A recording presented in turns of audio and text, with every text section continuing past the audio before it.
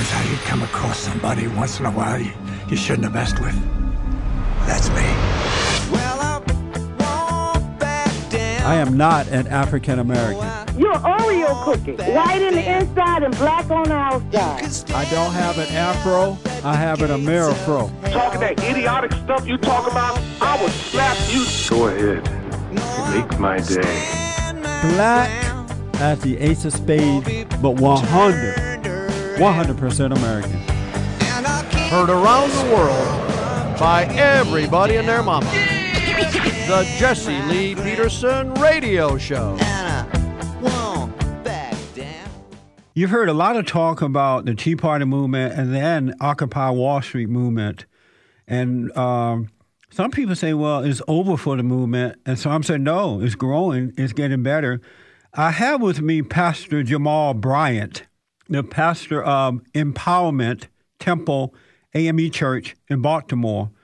He was recently quoted in the Washington Post where he expressed support for the Occupy the Dream movement, which links the Occupy Wall Street movement to Dr. Martin Luther King Jr.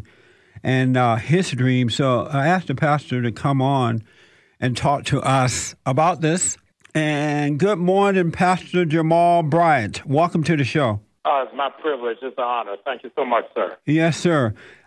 Explain to me the comparison between Occupy Wall Street and Dr. Martin Luther King Jr.'s movement. Well, what it is that we are really bringing back to the fore is that many people have locked Dr. King into a time capsule of his I Have a Dream speech, when the reality is when Dr. King was assassinated, he was working tirelessly to build the Poor People's Campaign to occupy Washington, D.C., to show America that poverty did not just have a black face, but it had an American face. And the natural progression of civil rights was civil rights, which is economic development and economic parity.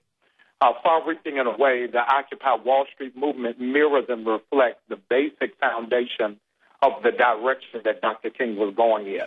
Really is about reclaiming the dream when Dr. King was assassinated and bringing a greater level of clarity to it for the next step of progression. What's your impression of Occupy Wall Street? How do you see them? I think Occupy Wall Street up to this point has brought the debate or the discussion into the kitchen table. Is that the average American knew that there was a problem with their finances but didn't know how to articulate it. I think that Occupy has moved in the first step, but now there needs to be some order and some pointed direction into the next phase of the movement. And so tell me once again, I'm sorry, how do you see Occupy Wall Street? I think Occupy Wall Street has captured the attention and the imagination of the grassroots level and really given voice to the millions of Americans who are frustrated but didn't know how to articulate it. I think that it's organically growing quickly, but in order for it to sustain, there's going to have to be some targeted focus, and I think that's what Occupy the Dream is endeavoring to do. But most of the people, and we've gone out and talked to them, they don't know why they're there.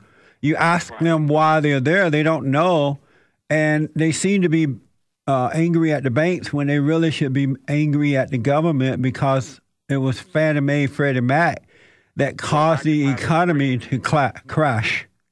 Well, Occupy the Dream is focusing on 3 points. The 3 points is 1, absolute support and security and strengthening of the Pell Grants so that our young people can maintain their education and be able to compete on a global stage. Number 2 is asking for an immediate moratorium on foreclosures when banks have acknowledged predatory lending but have not offered any reparations in large measure, which would include a Senate hearing to modify their loans because many of them have gotten caught in balloon mortgages. The third one is asking Wall Street for $100 billion for job training, entrepreneurship, and for job placement.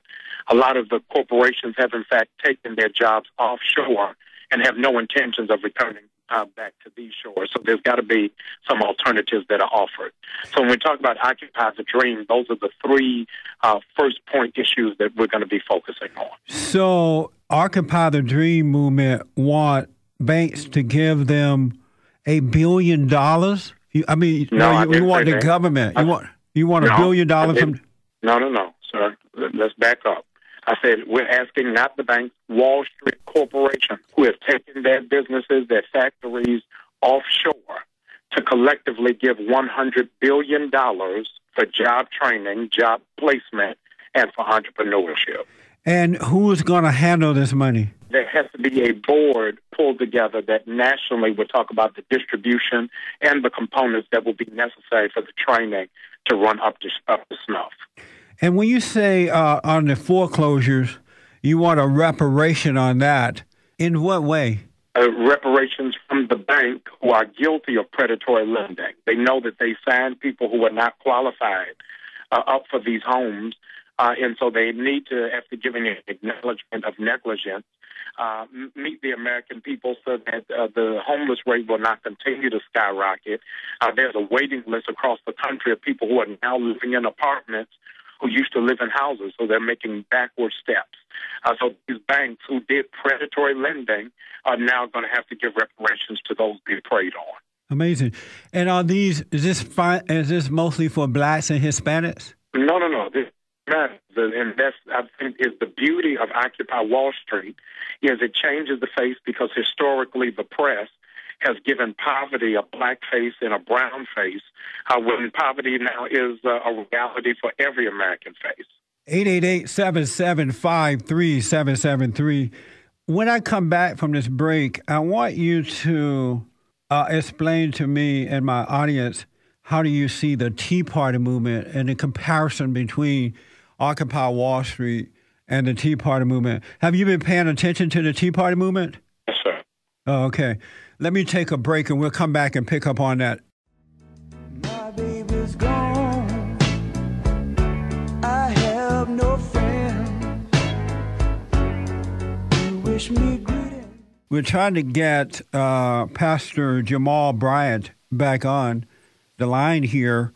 He said that she called him back before you hung up, right? Mm-hmm. You were talking to him, but he really didn't like talking to you? Didn't want to talk? Right, the PR person jumped in. And then the PR person jumped in. Because he left the line. Yeah. Yeah, this is a chicken song. That was Pastor Jamal Bryant. He has not called back. Pastor Jamal Bryant of Empowerment Temple AME Church in Baltimore, this is for you, sir. He's put his toe between his legs.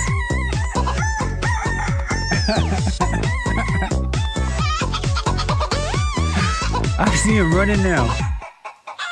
Chicken. So if you run across Pastor Jamal Bryant, Empowerment Temple out of Baltimore, ask him why did he run, put his tail between his legs and run.